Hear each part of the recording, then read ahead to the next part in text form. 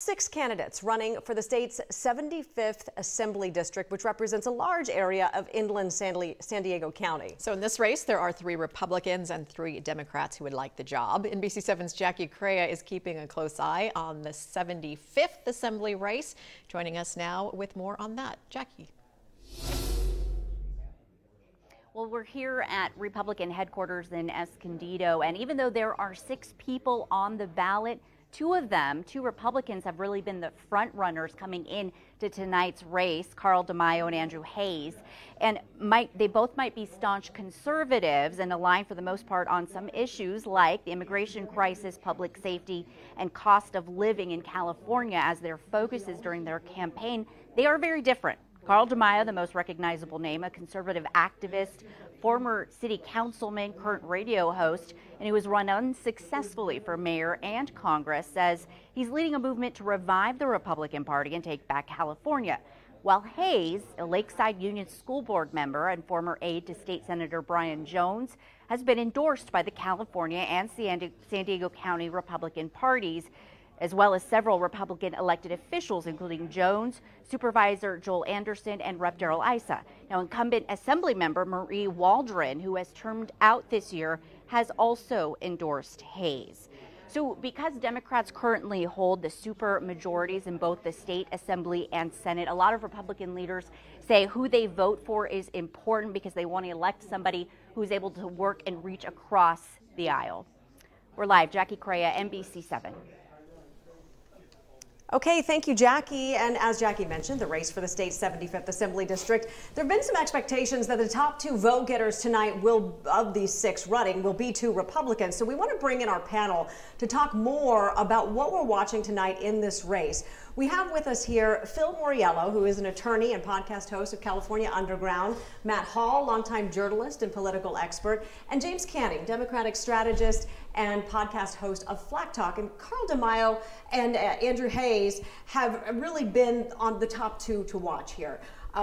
Do you folks expect this is what we will see play out here, or could there be a surprise? Phil, let's start with you. Well, I would love to see an internal fight like this between Andrew Hayes and Carl DeMaio, because I think it'd be really interesting to see where the San Diego GOP and the California GOP kind of end up. You know, Carl DeMaio is a prominent conservative figure. He has a lot of influence. He's a prolific fundraiser. But Andrew Hayes has all of the support and all of the endorsements. So it'll be interesting to see how does the party shake out and who lines up behind who when they do go to the top 2, the 2 of them. And James, what about you? Do you think that we could get a surprise here this evening and perhaps see a Democrat come into the mix in the final 2? I think it'd be really great if there was a Democrat that kind of comes into the final. But hey, if these Republicans want to cannibalize each other, I'll let them do it. You know, the reality is DeMaio is more of the Trump, reality TV. He's been on radio. He's run a million times. He's a perpetual politician, runner, but he doesn't know how to do anything. And then he sets up all these PACs that fund money and send money all over the state. I mean, he shouldn't be in office. Okay, we're going to see what happens, but Matt, let's turn it to you because we've seen some interesting dynamics in the campaigning leading up to tonight, mainly with Carl DeMaio actually funding campaign efforts on behalf of his Democrat rival here, Chida. And so what do you make of that, and do you think it could be effective? And we'll see. If Kevin wins, I think Carl can take credit for it, period. Because I do think it's a heavily Republican district, and having 2 Republican voices, no disrespect to James here, it's better for that district, right? Let's put those 2 guys in the mix and see what happens. No one knows Kevin. The only reason that they know him is because of the money that Carl's spending, and he's spending quite a bit. And frankly, that's a big problem with this top 2 California primary, is that you can game the system, and we're seeing it in many races. We're seeing it in the Senate race, a website, and we're seeing it in this political race. ads, all of this. What do you think of the strategy, Phil? Well, I think it's interesting that Carl DeMaio's taken a page out of Adam Schiff's book, and to agree with my colleague James here, I think this might be the one race that Carl DeMaio thinks he actually has a chance at winning, because he's 1 for 4 in races so far.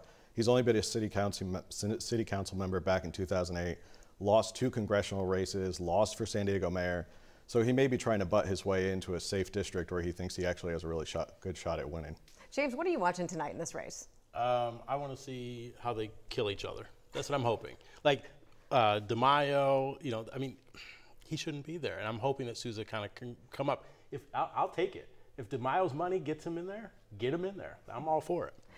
And so depending on who goes on to November, what should we be watching, Matt? Well, we'll see, depending on who Carl takes with him, that'll change the tone and tenor of the debate. Maybe Carl will win if he takes the Democrat with him. What's interesting about Carl is not only has he lost some races, but in doing so, he's made a lot of enemies. He's had Democrats and Republican establishment figures united, spending money against him. A lot of the money in this campaign has come from people opposed on both sides to Carl DeMaio. Yeah, for better or worse, he has made himself well known in San Diego County and beyond. Well, the night is